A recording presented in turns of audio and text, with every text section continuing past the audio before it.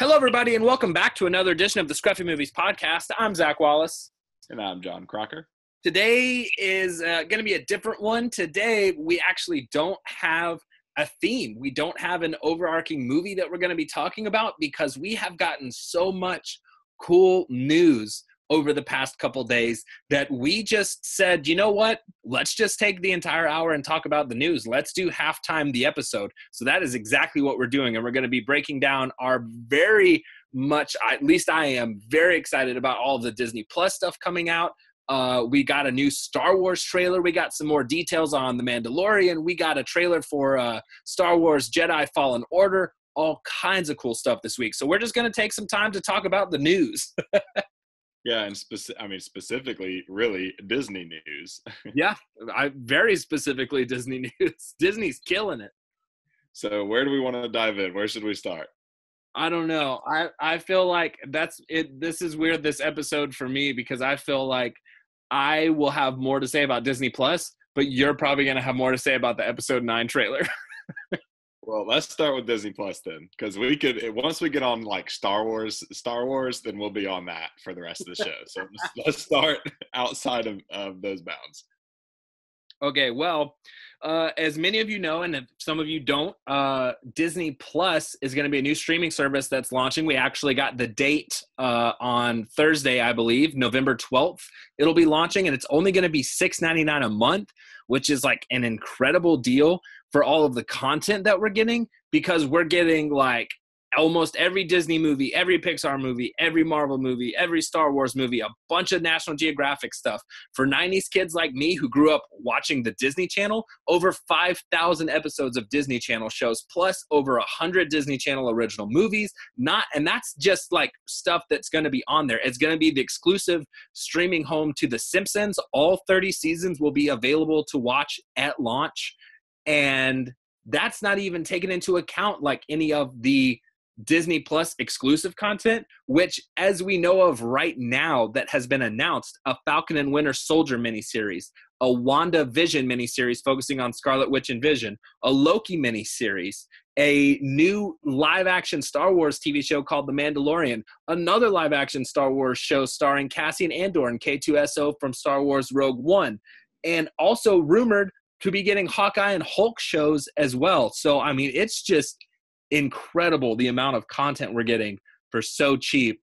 And I actually showed this to Crocker, but apparently Netflix's value dropped like $8 billion the day after Disney Plus announced their streaming service and like everything that was coming to it. Yeah, that's crazy. And you know, the real kind of standout thing that I noticed when I was watching sort of all the release clippings and all of that, because all of this has been streaming throughout Disney Celebration over this past weekend. Most of what we cover will be in reference to something that happened at one of their big panels. But with Disney Plus, sort of the theme that I noticed over and over is that they were sort of trying to buck the thinking that it's going to be a lot of like the same stuff, you know? And so they would consistently slip in like, oh, and The Simpsons, oh, and National Geographic, like, oh, we have some Fox movies too, you know, like the family ones at least, because I think that is going to be the biggest thing they have to combat with is really their own library. That a lot of what's going to bring people there are going to be things that are quickly exhausted, like Star Wars, like the Marvel Universe, you know, like the classic Disney films, because a lot of, you know, the classic animated films are going to be on there, Snow White and all of that. And aside from the TV shows and everything else, I think that's going to be their biggest struggle, is like not getting out of the Disney mold so much so that you get away from Disney, but not staying so in it that you really just have a streaming service of the same 10 things over and over and over again. Does that make any sense to you? I mean, I don't know what you know about Disney's library, but it is gigantic. And now they have all like the 20th Century Fox stuff and everything. And that's going to be stuff that once Disney Plus launches, and Disney also now owns a majority stake in Hulu. So there's a lot of talks that like Disney Plus will be the more like family friendly and stuff like that. But then if they wanted to do like edgier stuff, like more adult stuff, that would just go to Hulu. So Yeah, all the rated R stuff will be on Hulu. yeah. So But there's that's what I'm talking about, though. Like when you get into like the super in family mode, then you can get a lot of the same kind of feeling stuff over and over. I feel like maybe I just like my entertainment more edgy. I don't know. no, I mean, I like all kinds of entertainment, as I've talked on here before. I just like anything. If I like the story, then I like it. I've accepted the fact that there's nothing I can do about that. But I mean, just Marvel alone, just the MCU by itself is 22 movies. And that's not to mention like all of the series and like everything else coming. Star Wars by itself is now 10 movies, not to mention the new one coming out that we'll talk about in a little bit. And then all the stuff on top of that, all of the old Disney movies, all of the new Disney stuff, all of the shows and everything. I don't think they're going to have a very hard time at all putting stuff out. I mean, you're talking about like bare minimum, even if you take National Geographic out of it, which is still a huge recognizable brand, you still have Disney, Pixar, Marvel, and Star Wars. And if we've seen anything from the past couple years from those four specifically, is that they are content generation wheels. They can get content out like it's nobody's business, and good content and like blockbuster content too, like it's nobody's business. They are all running full steam, engines ahead. So I don't think we'll have like any short of new content coming out. No, I don't think I'm not saying that there'll be a shortage of new content. I think there'll be a shortage of different types of content you would want to see in a streaming service, especially if put like aside Netflix with them taking a huge hit, which is what we were sort of started down this road on. Like, I think Disney is definitely going to be mandatory. Like you have to have this for sure. There's no getting around that. But I think that it is going to be one arrow in the arsenal of your streaming services. Like this, I do not believe this is going to replace Netflix or any of the other big players in the streaming world, because they are limited to only themselves. Like I don't think it's going to be as huge of a hit to the system as they're making it out to be, but I do think it's going to be awesome. I think it's going to be mandatory. You're going to have to get it because you have to have access to all of these things, Star Wars and Marvel and everything else, especially the new shows. But I don't think it's going to be the silver bullet. I see what you're saying. I get what you're saying now. Yeah, I can agree with that. It won't be really like all encompassing, except for like these certain things. It will be all encompassing.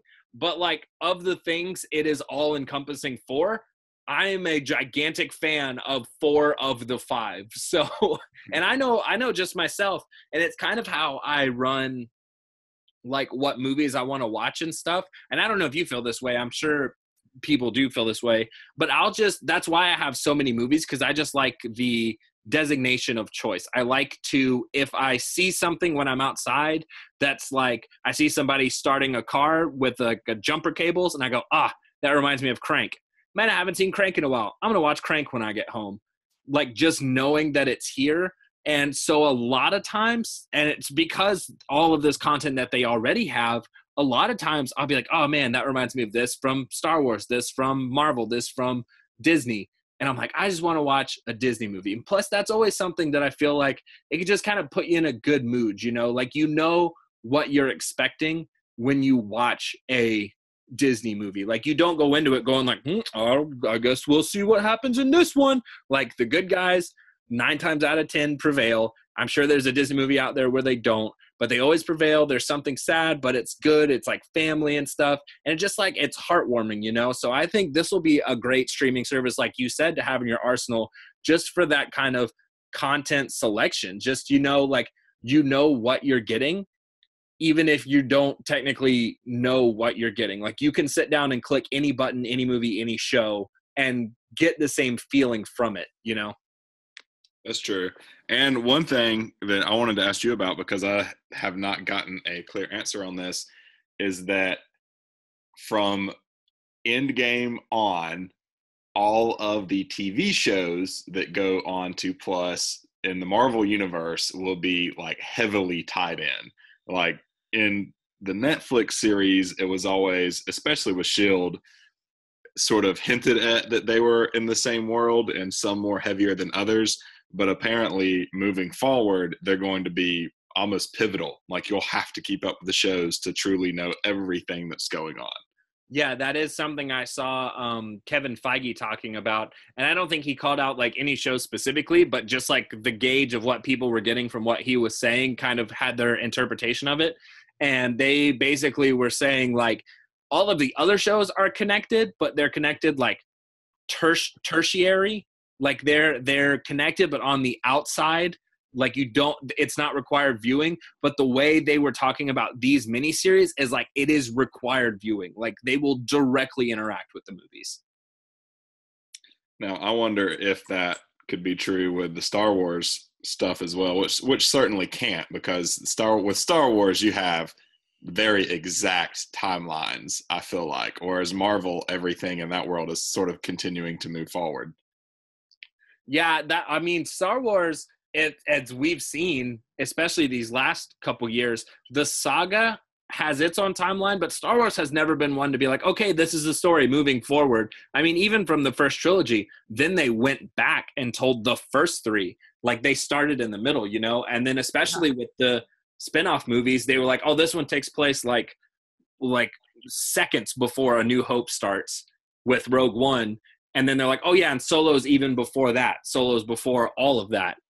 And so, I mean, they have like their canon, but they can always jump around and do whatever they want, really. And there's a lot of unexplored time and themes in like a infinite universe, which especially is how I think that The Mandalorian is going to be really cool fitting in, which they just had the panel for today. So there's a couple new tidbits of information on, which is basically saying like, and it's something that I think you're going to love. There were so many like buzzwords I've heard you say before that I was like, oh, Crocker's gonna love this.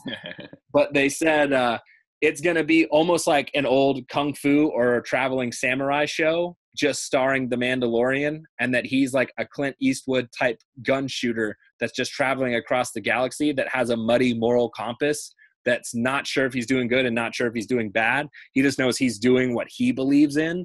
And it's takes place in like the gritty underbelly after Return of the Jedi. So in between Return and Force Awakens, it's like all this gritty underbelly stuff, like more of the crime world of Star Wars that we haven't really explored before. Yeah, and I have heard them say they specifically wanted to pick like a place and a time that we've never seen like on screen or in a game, which is really cool to me that they specifically kind of went for that to expand on the universe. And, thinking about that comment I made earlier about how much the TV shows are going to tie in with the movies. After I thought about that, I realized that after the movie coming out at the end of this year, there are no future plans for like Star Wars sagas, at least ones that I really agree with. So there's no movies for them to heavily interact with. Yeah, I think that moving forward, Star Wars has told its like saga stories, like it's told the episodes. I think it would be a mistake if they continued to do that. I think their main goal lies in doing kind of what they're doing with The Mandalorian and just going out and exploring the universe. Like they don't have to be one-offs either, like Rogue One and Solo, although I don't think Solo was meant to be a one-off, because if you've seen the ending, it definitely did not end as like a happy conclusion to everybody's story. But I mean, like doing like how they gave the creators of Game of Thrones like their own trilogy, like let's do trilogies. This one is in 3. This next story that we're going to tell takes place in between this and this, and it's in 5 parts, and just like kind of space it out like that. Nothing is saga, but they can still space it out. They can do what Fantastic Beasts is doing, which is taking an area of the Harry Potter universe we haven't seen and then telling its own story based out over 5 movies over like that continuity in history. Yeah, and a lot with Star Wars too is really just how the fans like split it up and categorize it. Like if they came out in 3 to 5 years from now and said, "All right, we're doing an episode 10, and it's going to be, the first of a trilogy that's going to be the first trilogy, the first trilogy of a set of 3 trilogies, and it's going to tell a totally different story other than the Skywalker story." then I would be okay with that, and I would be okay with them calling it episode 10. You know, and I feel like most other Star Wars fans would too, as long as they treated it that as the new like main core of canon, and as long as it did not retcon anything that the Star Wars fans are going to be upset about. Like, I don't think that they're just sequestered to no more sagas. I think they could do it, and I think people would be okay with it. But I would love to see loads of TV shows and other spin-off movies as well, you know. And I don't want them to sacrifice one for the other. If we could help it, I'd like to have both. I think they've almost kind of backed themselves into a corner with like the episodic movies because, I mean, more recently, I've never considered it like, oh, the saga is the Skywalker journey, you know? Like, I had never really sat down and thought like, oh, this only follows the Skywalker family, because there for a while that was all of Star Wars that we saw, you know? And like, that was just Star Wars. Star Wars just was about the Skywalkers. But now that they are starting to explore more other territories, I think they've kind of backed themselves into a corner doing that, like episode 10 and all that kind of stuff, because they have made specifically like candid remarks about the episodes are Skywalkers. Everything else can be whatever we want it to be. Episodes follow the Skywalker family, Skywalker journey. And so they've kind of backed themselves into a corner on doing that. If they ever did come down the line, do like an episode 10 or something, it would have to be about a Star Wars. Otherwise, they either look like they didn't have a plan together to begin with, which is not the best thing that a company as big as that could do, or they just are like, oh, but not about Skywalkers anymore, something different. Then it has all the people like me that are going, didn't you guys just say all of the episodes are about Skywalkers? Why is there not Skywalkers in this? You know? Well, looks like they're just going to have to keep the story going then. Skywalkers forever. I'm fine with that. Well, we got a lot to talk about when we talk about episode 9. Because it seems like something's going down. What? I said before we even get to the future. I know. But yeah, and also super excited for the Cassian Andor show. I actually, because of the announcement, which I think it's been rumored or either officially announced for a while, but they talked a little bit more about it, I guess, at Star Wars Celebration. I just saw some more like tidbits coming up over the past couple of days. But I actually rewatched Rogue One because of that. And I think the exploration between Cassian Andor and K2SO having to do also more of like the greedy underbelly, but it's like of the rebellion, like of the resistance.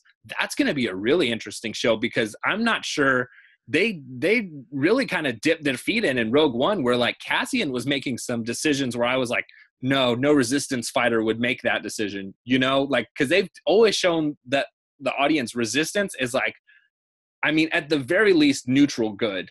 They will do what they need to in order to win the day, but they're always in the right. They're always making like the good decisions. But right. Cassian definitely made some decisions where I was like, I don't know if that was a good decision to make. Or like in the first 5 minutes, right? Doesn't he kill some guy? Yeah, he shoots a guy. He shoots one of his informants who's like coming to help him. And then Cassian shoots 2 stormtroopers. And the guy has like a bad arm. And he goes, I can't climb out of here. And he goes, oh, it's okay. And just shoots him. And I was like, I don't know if I like that. And so it's going to be a really interesting show, seeing how far they kind of take that resistance fighters aren't always good. Because in the real world of Star Wars, there was probably a lot more Cassians than there were Luke Skywalkers in that war. Oh, yeah, for sure. And I would love to see them, and I don't know how they would do this, because I know Rogue One sort of sets the story a little bit. But I would love to see them explore some of the other characters from that movie as well, like the big heavy gunner, and then the Asian dude that can see with the Force, like the blind guy. Malbeth and Chirrut Imwe. Yes, I can never. For as much as I love Star Wars, I'm terrible with some of those names. Yeah, and I mean they're not easy on you either. Like, no names are like Chet. They're like right. They're Baze Malbus. There's no Bills around. Yeah. So they're definitely not helping out. Yeah. But I think that's awesome that they're doing a Cassian show, and old boy is coming back. Andy, what's his last name? I can never pronounce that either. Alan Tudyk. Alan, that's it. Yeah, he'll be the voice. of K2SO. So it's all set up for success. And those are probably, well, obviously the two things on Disney Plus that I'm most pumped about are those two shows, as well as the Marvel shows as well. Yeah, I mean, Disney Plus just looks like, and plus they've announced like a lot of interesting movies and stuff. Some movies I know a little bit about because they've released little stuff about it, but then some movies I don't know what they're going to be. Like they announced the title like it was something cool. I was watching the live tweet that Disney was doing as they were announcing Disney Plus stuff, and they were like, "Oh, this one's called Smarty Party Gregory, directed by this guy." And I was like, "That's not an announcement. I don't know what that means." Like, that's not. You can't just say words and be like, "Now you're excited." You got to give me some context. Yeah. I mean, they're doing a lot, so I'm very curious to see what all happens. They're doing a Monsters, Inc. television show, and John Goodman and Billy Crystal are coming back to do that. Like, there's so much that they're doing. They're doing a High School Musical show, which, as we know, I'm a big fan of, so I'll probably be watching that, and it looks like it's going to be meta and, like, almost making fun of it. Even from the title alone, the title is called High School Musical, the series, and it's about a high school putting on a musical about High School Musical, and a documentary team is following them around as they put it on. Oh, geez. That's all kinds of Inception happening. Yeah. Hey, so run me through the Marvel shows again. Loki and what else? The ones that are officially announced are Wanda Vision, which I don't like that title very much, but that's going to be about Scarlet Witch and Vision. Falcon and Winter Soldier, which I'm probably the most excited for. I know you're probably not. And then Loki are all officially announced. And then there is a rumor that there's also going to be a Hawkeye and Hulk show. Oh, also officially announced is going to be an animated series called Marvel's What Ifs. And it basically looks at specific like turning points in the Marvel Cinematic Universe, and it animates it, but it's like, what if this happened instead? And they announced the first episode. The first episode is going to be, what if instead of Steve getting the serum, Agent Carter got the serum? And then so she becomes basically Captain America. And then Steve's like, well, I still got to fight. So Howard Stark ends up making him what is like the first Iron Man suit. So Peggy is out fighting as Captain America, and Steve is right next to her, still in his like tiny, scrawny body, but fighting in like an Iron Man outfit. And are these like 30-minute animated shows, or are they like movies, like animated movie?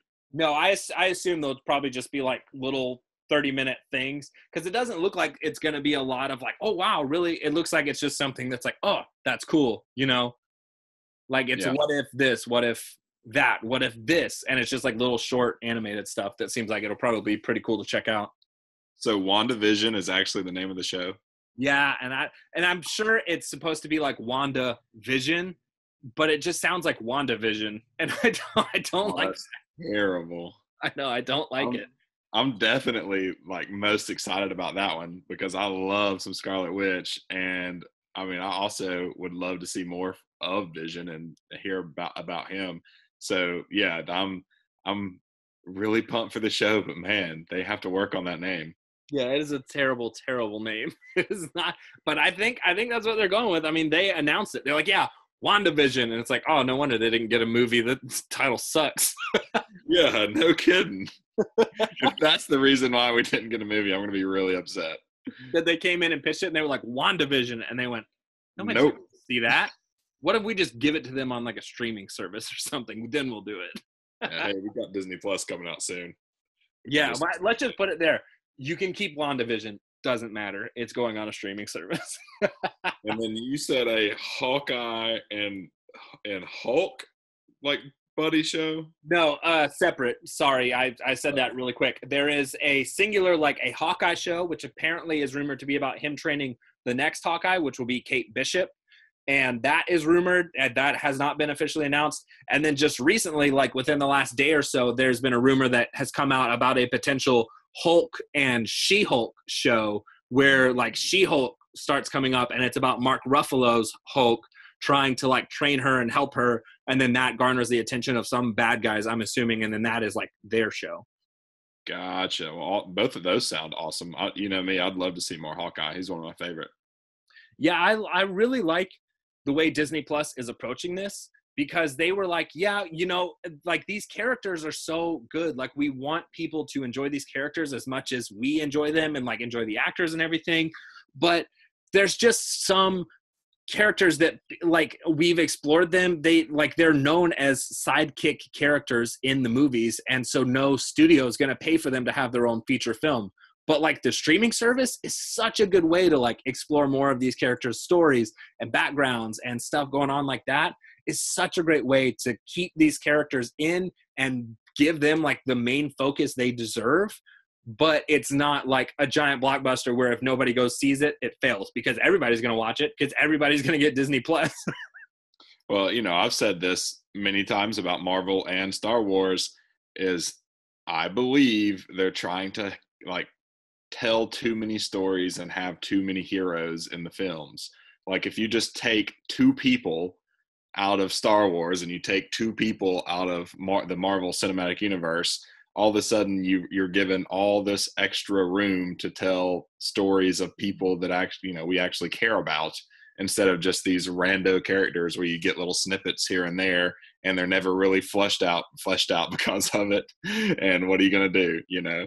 Yeah, that's exactly what I was saying, was like this presents such a great opportunity to explore those characters, and even like Star Wars and stuff, because I'm sure like the Mandalorian's going to be a hit, probably the Cassian show is going to be a hit, but exactly what they're doing with Cassian too. It was a character that people were like, huh, interesting, but nobody would go see like just a Cassian K2SO prequel movie, you know. But they're like, do what?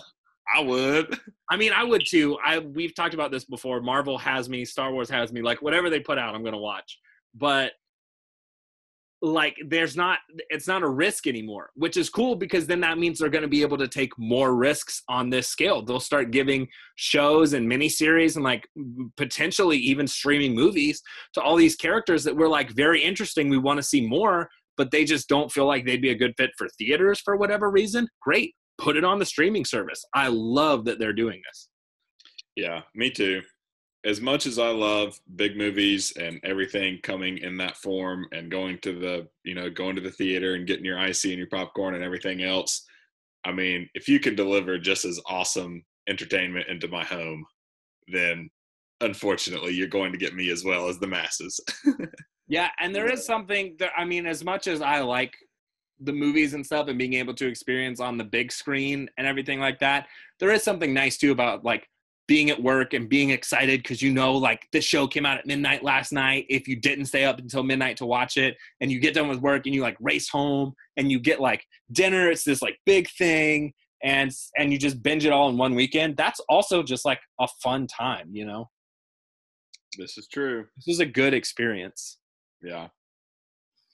Well, I think we've said probably about all we can say on Disney Plus. We've said a lot. Also, really want to reemphasize, I am super excited, which Crocker, I don't know if you were growing up watching like any of this stuff, but all of the Disney Channel stuff coming.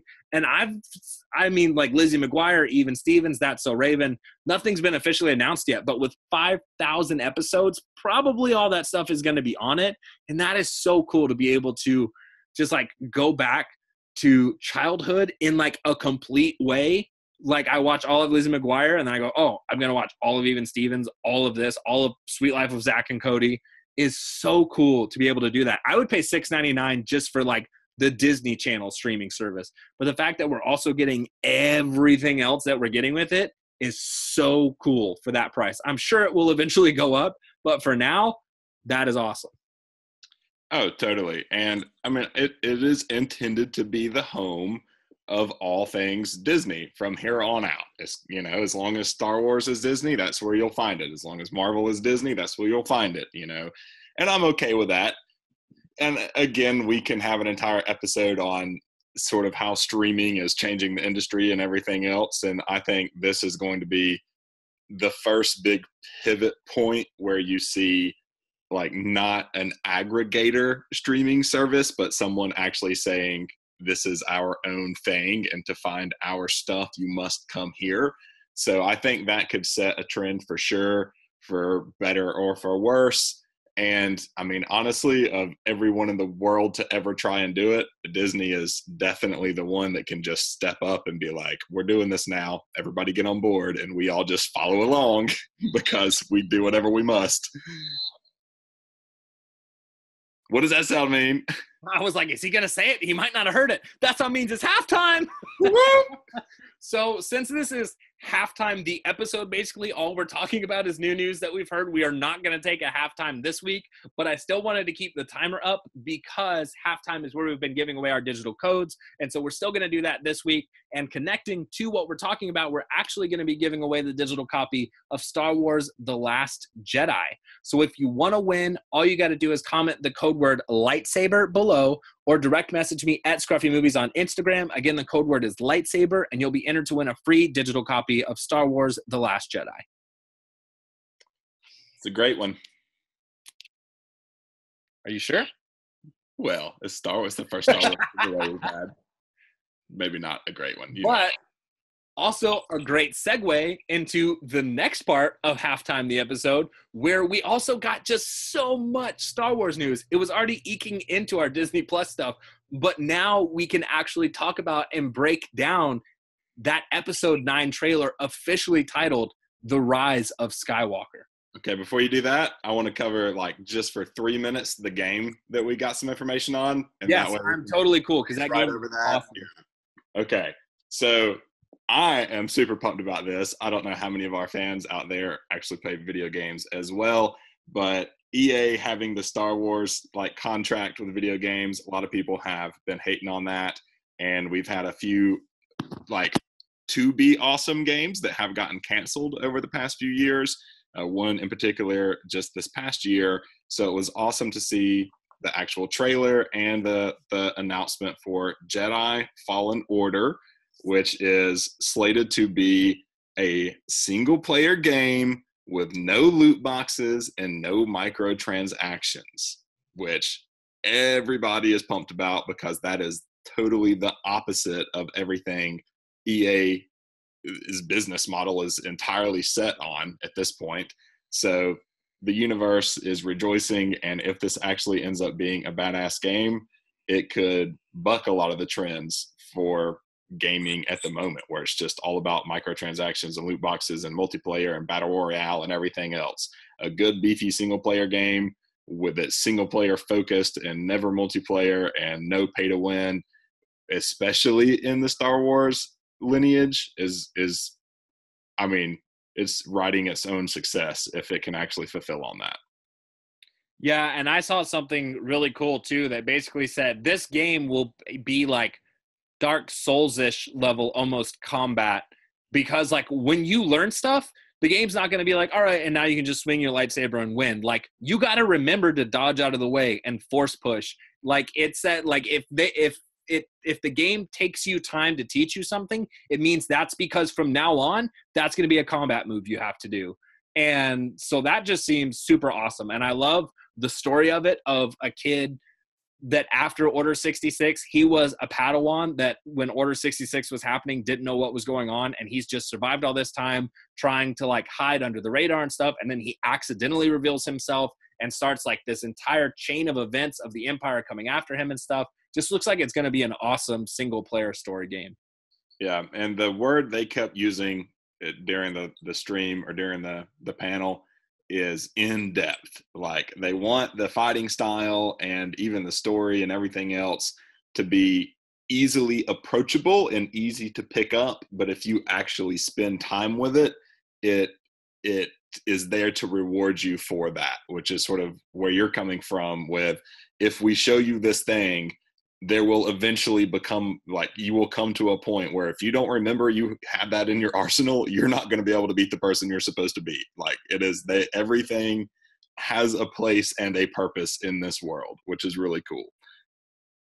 Yeah, it looks awesome too. It's crazy like how far game graphics have come. When I was watching the trailer, I was like, oh, well, that just looks like that just looks like somebody set up a camera and just filmed the dude like doing his stuff, you know, like it didn't even look like a video game at some points. Well, what we got was really cinematics using the game resources, where that one little bit where he ran across the wall, he did like the wall run, that, and then there was one other scene at the end. Those were really the only two that we think might actually be gameplay footage. But everything else was a sheer cinematic built to be a trailer. Gotcha. And it is releasing this year. I can't remember if it's October or November, but it's just basically holiday season. It is November 15th, and I know that because it's the day before my birthday, and that will be my birthday present to myself. Very nice. Go ahead and pre-order it. Get the collector's box. That is the same thing that happened when Star Wars Battlefront released and Star Wars Battlefront 2 both released in November, like on the week of my birthday. So I'm just like, great, birthday present for myself. Get this, please. Awesome.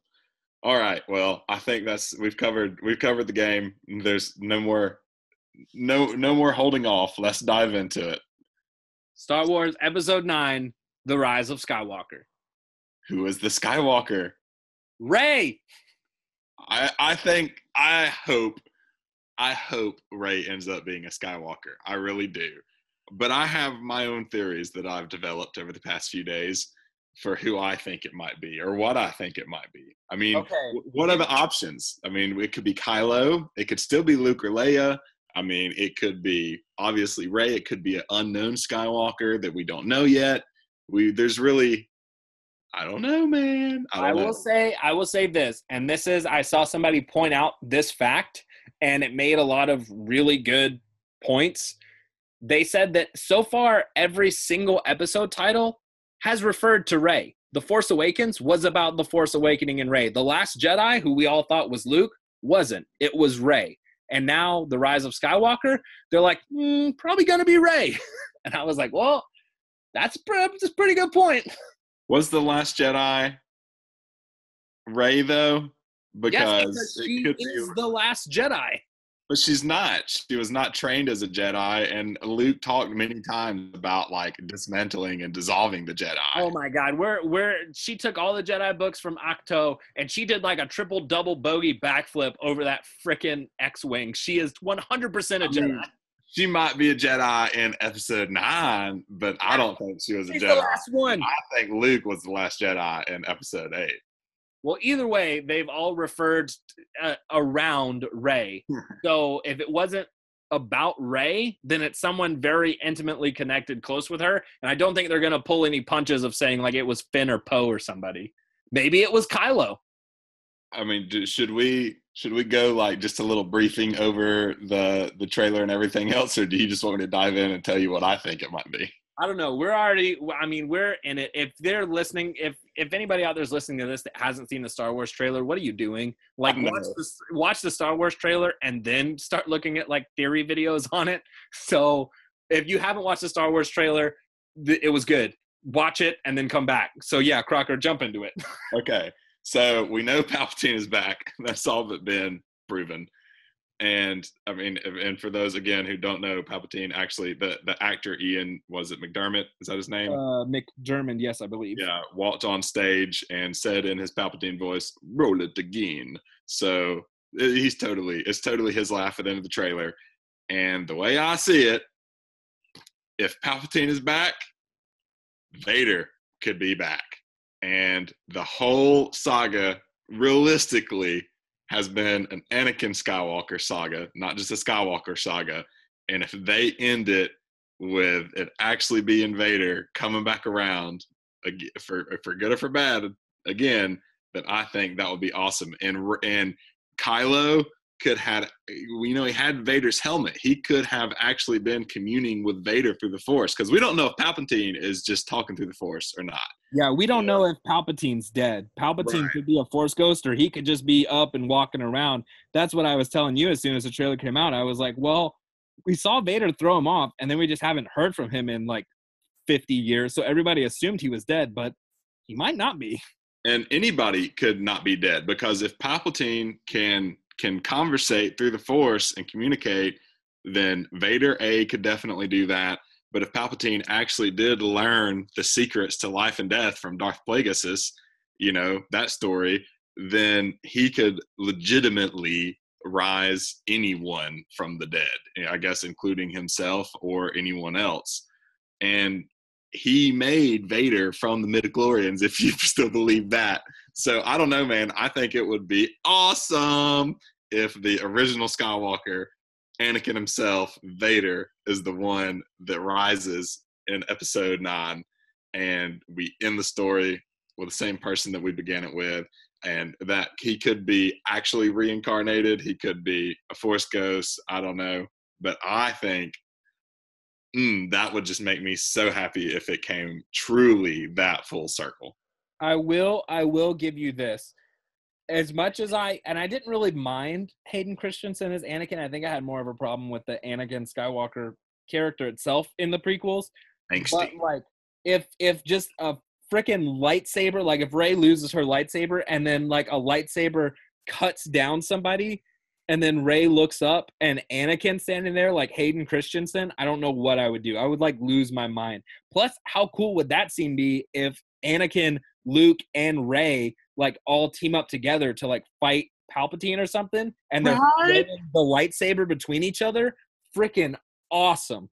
Yes, dude. At the very least, to see Luke fight Palpatine. Get his, get what's coming to him. But I don't know. I don't know how they're going to handle it. I have full faith.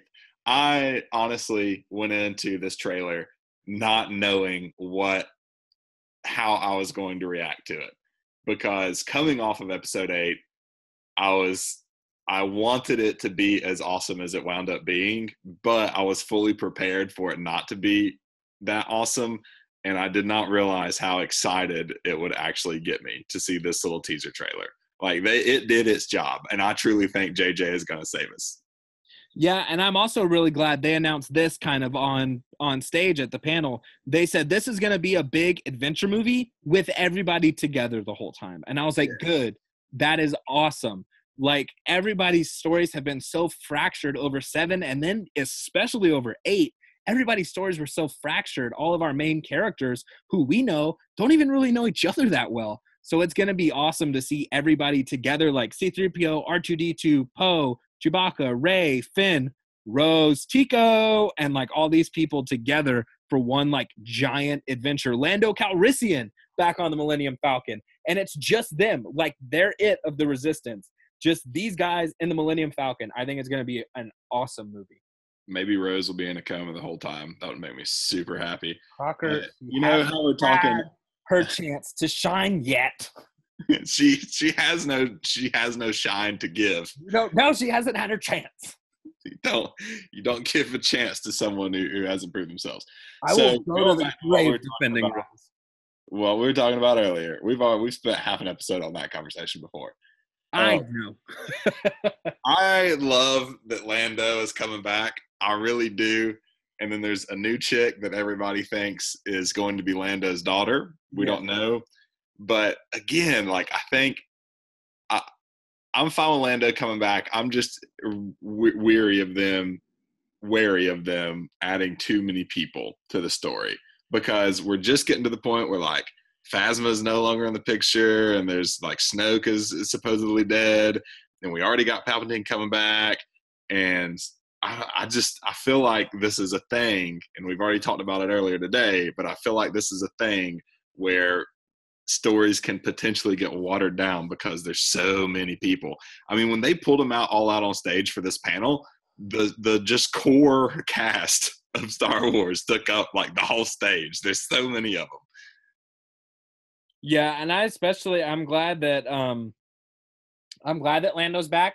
I don't know how big of a role he's going to play, and honestly, I don't know if they had him coming back in the cards until maybe Carrie Fisher passed away, and they were like, "Oh, well, we need to get like another cast member in here," because Carrie Fisher might have had a lot of lines talking about like, "Oh, the old days, and this is the story, and this, and so they might have needed that of somebody who they know could still have those lines and retain that story arc, but it wouldn't be Carrie Fisher. So they might have brought Lando in maybe because of Carrie Fisher's passing. Yeah, I hope that it wasn't. I mean, I know with episode 8, just screwed everything up. But if they had planned on Lando coming back, then I will be upset that they killed off Han before they had their moment to like to do their thing again, Yeah. Yeah, and that's something like especially after the Solo movie, which I also rewatched like over the weekend. Like Solo and Lando have such a cool interaction in that movie, and to see them only even interact a little bit like in 5 and 6, I really would have loved to get them like as old guys having that same kind of sparring session again, So it sucks that they killed off Han Solo, but I know that Harrison Ford was kind of like, I'm not going to be in it anymore, so kill me off. I'll be in one if you kill me off in the one I'm in. And they were like, saying all that right. since the 70s. Yeah. And they were like, well, okay, we'll do that then, Harrison. But I mean, it's really cool that Lando's back. I'm glad because he, other than like the main three, and not counting any droids or anything, was like the main character, of the Star Wars movies, besides Darth Vader and everything. But he hasn't been seen since Return of the Jedi. So I'm glad that Lando's coming back. I'm sad that we won't get another him and Han talking together, but it's cool that he's coming back. It's cool he gets to pilot the Millennium Falcon again. And however he ends up helping them out, I'm sure it's probably going to be pretty cool to the story. Yeah.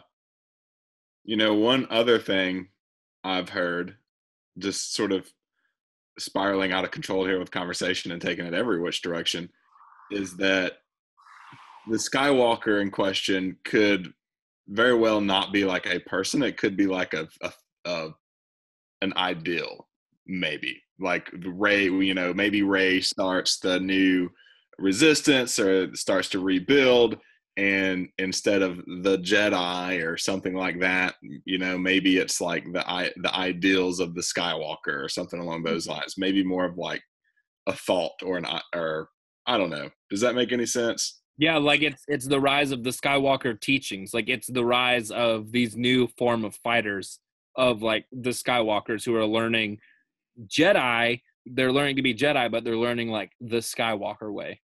And then you can make an episode 10 and make it a Skywalker saga still, and everybody will be happy. But no, there's just some other highlights. There's a new droid. There's the lightsaber is back. We see the Death Star. We get Palpatine.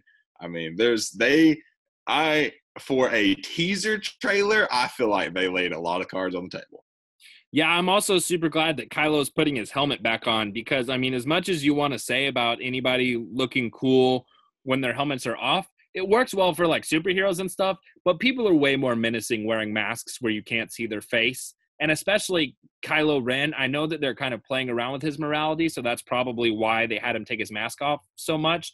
But like, that dude has a very expressive face, Adam Driver, and he always kind of looks like he's a sad puppy dog, even when he's being like threatening. It's just his face. Like his face just kind of looks like he's sad, and it makes you feel kind of bad for him. It's like some stuff. So even with his mask off, he's not as threatening as he could be. So I'm glad that it showed him like kind of soldering his mask back together so that he can put it back on and be that threatening presence again that we thought Kylo was in 7. It's not him, though. If you actually pause the trailer right where you see his mask, you can see that the hands are obviously not Kylo's. In fact, they look almost like a Wookiee who has like shaved their knuckles or like shaved its fingers. Like it's really, really hairy hands that are soldering it back together. So maybe it's one of the Knights of Ren, or maybe it's just, who knows, a smith or something like that, a blacksmith, or any random person in the First Order. I don't know. But it's not Kylo that's actually doing it. Interesting.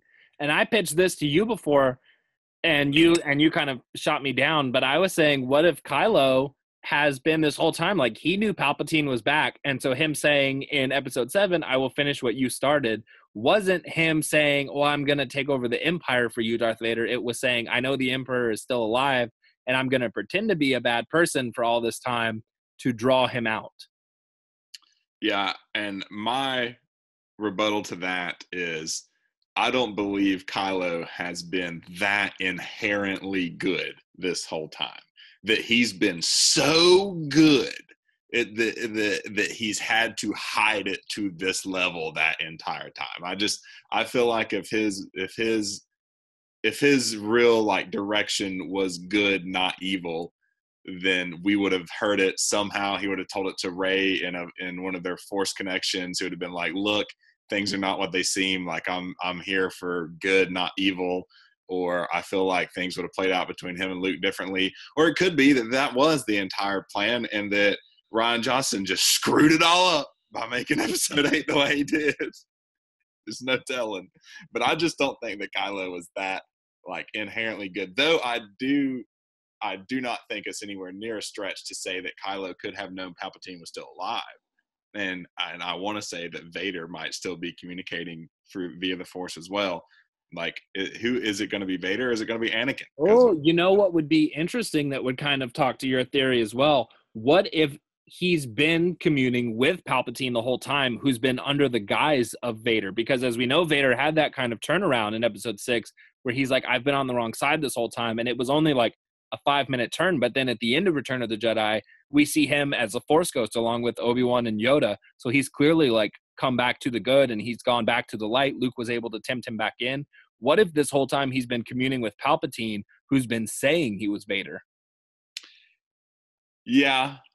That's that whole question though of like, did he turn to the? I mean, we are led to believe that he basically like turned to the good right before he died. Like he saw the light and then he died immediately. And then that's reiterated by showing you a younger version of him. Like you see angsty Anakin, not Vader Anakin in the Force Ghost.